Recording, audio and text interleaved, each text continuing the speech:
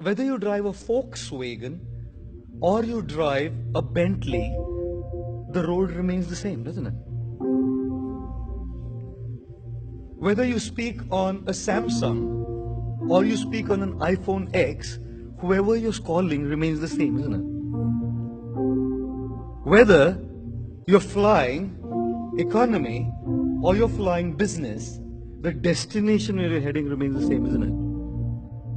Whether you're wearing a simple fast track or you wear an Omega or a Rolex, the time remains the same, isn't it?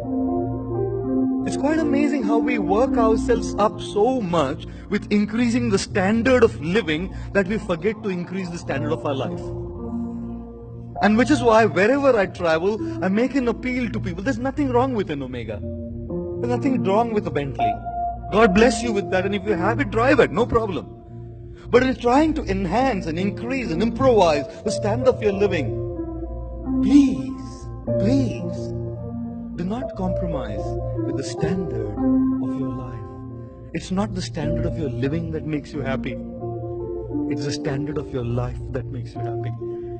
And very often, we forget to give attention to those things that can truly make us happy. Which is why I always say, things that I'm talking about, they have utility value, right? Not happiness value. Travel business class or first class. Travel, no problem. Drive a Bentley, no problem. But in doing so, never, ever compromise on those principles that also improve the standard of your life.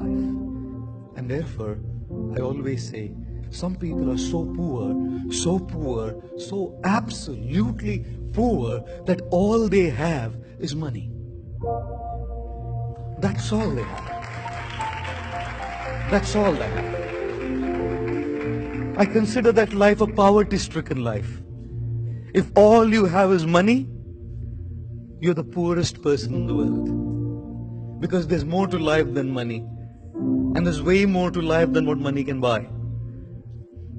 And therefore I many times say, if you want to truly know how rich you are, drop a tear and see how many hands come forth to wipe that tear. Ladies and gentlemen, our happiness and our increased standard of life is not in things, it's in people. It's relationships. It's meaningful, heartfelt, deep bondings of love that bring fulfillment to the heart. It's those meaningful exchanges of love that we share with each other in relationships that brings true joy to the heart. And isn't it the greatest irony that something that brings in the greatest fulfillment we very conveniently neglect in just running after increasing and enhancing our standard of living?